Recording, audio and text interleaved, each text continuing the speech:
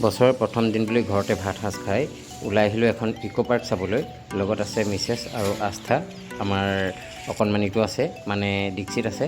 আৰু আহি পাই গ'লোহি মৰঙীত অৱস্থিত এই ইক' পাৰ্কখন। সেই যে দেখিছে চৈ দিয়া নাওখন, চাওকচোন। এনেকুৱাবিলাকৰ সুন্দৰ ব্যৱস্থা আছে ইয়াত, কিন্তু আমাৰ ডেষ্টিনেশ্যন এয়া নহয়। আমি যাম সিটো পাৰলৈ, তাত এখন ইক' পাৰ্ক আছে।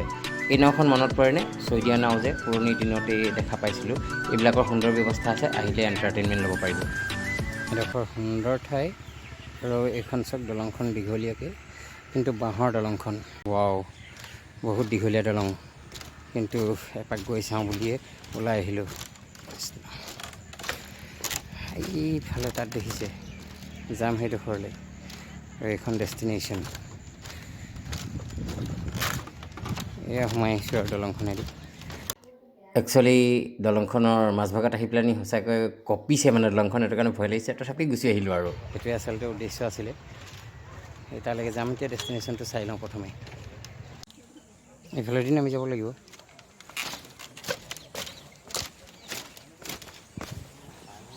এইখিনিৰ পৰাই আমি নামি আহিলোঁ। কেঁচা ৰাস্তাটো হৈ আছে, আচলতে আৰম্ভ হৈছে যিহেতু। ইয়াতে মই টিকেটটো লৈ লওঁ প্ৰথমে।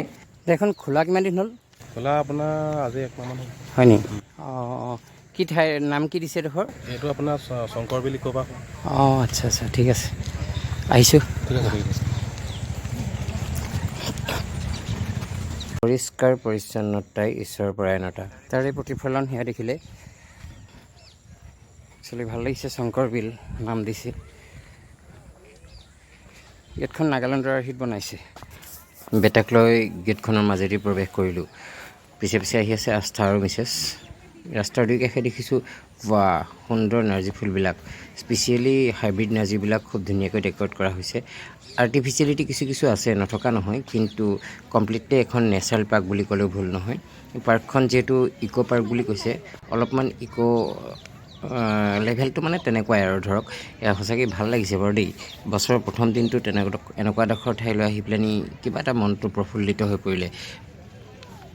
যোৱাকালি বহুত ভিৰ আছিলে, সেয়েহে এখন বেকা হৈ যোৱা দিছে। এডোখৰ ফ্ল'টিং, কমপ্লিটলি উপঙি আছে। ৱাও, ভয় লাগিছে বাৰু উঠি। সেইখন দলংখন, যিখন দলঙেৰে নামি আহিছিলোঁ,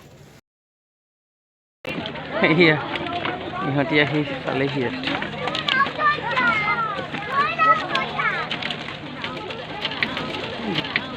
ধুনীয়া ঠাই অৱশ্যে দেই।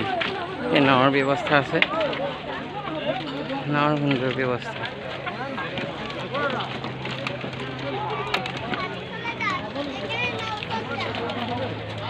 কিনো কেনেকুৱা লাগিছে ন আহি পেলাই?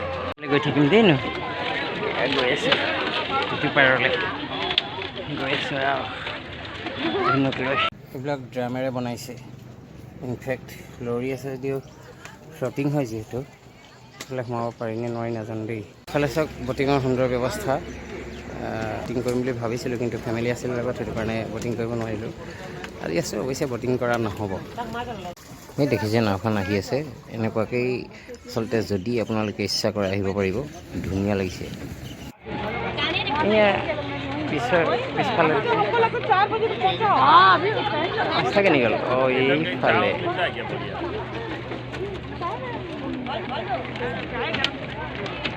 মই যে অলপ আগতে কৈছিলোঁ প্ৰাকৃতিক বুলি, কমপ্লিটলি নেচাৰেল বুলি কৈছিলোঁ যে, সেয়া চাওক ওচৰতে সৰিয়হ ফুলি আছে, কি ধুনীয়া বিউটি চাওক। সেইফালেদি গৈ অলপ দূৰ গ'লে হয়তো আৰু বেলেগ ঠাই পাম, মই কিন্তু নাযাওঁগৈ সেইফালে। চাওক মোৰ পিছফালে সেই সৰিয়হডৰা, ৱাও, গুণটো পায়েই কিবা লাগি গৈছে।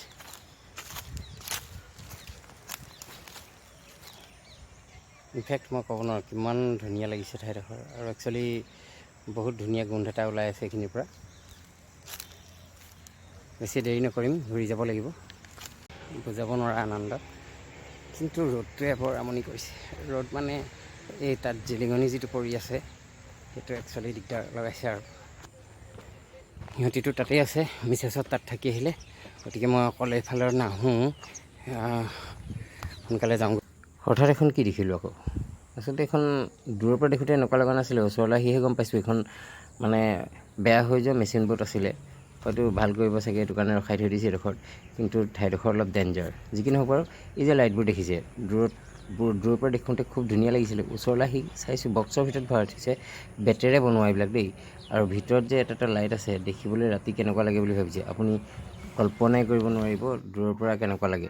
সকলোৰে পত্ৰৰে অকণমান আহি চালোঁ, মানুহ বিশেষ নাই এইফালে, তথাপিও এক্সপ্ল'ৰ কৰিম বুলি ওলাই আহিলোঁ।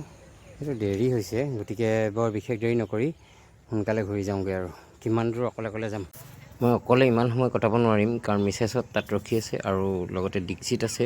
দীক্ষিতে আমনি কৰিলে মোৰ সমস্যা হ'ব, গতিকে বিশেষ দেৰি নকৰোঁ। ইয়াত ভিতৰলৈ সোমাই পেলানি আৰু কি বস্তু আছে চাই পেলানি ওলাই দিম।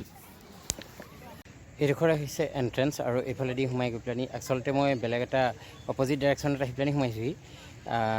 দীক্ষিত সেই পিছফালে আছে, তাক ল'বগৈ লাগে। মাকৰ সৈতে অকলে এৰি থৈ আহিছোঁ, আৰু পাপুৰ ছোৱালীকো লৈ আহিছোঁ, মানে আস্থা আছে।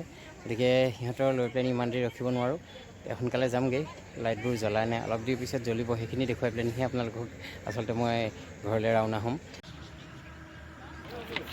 প্ৰাকৃতিক পৰিৱেশত এই কলগছ কেইজোপায়ো নতুনত্ব এটা লাভ কৰিছে। চাওকচোন, সুন্দৰকৈ পৰিষ্কাৰকৈ চাফ চিকুণকৈ ৰখা গছজোপা, এটা বেলেগ ৰূপ নহয়নে বাৰু।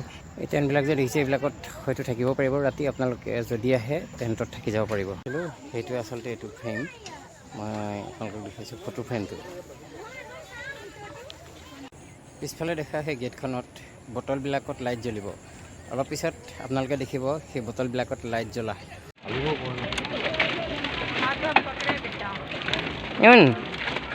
মানুহ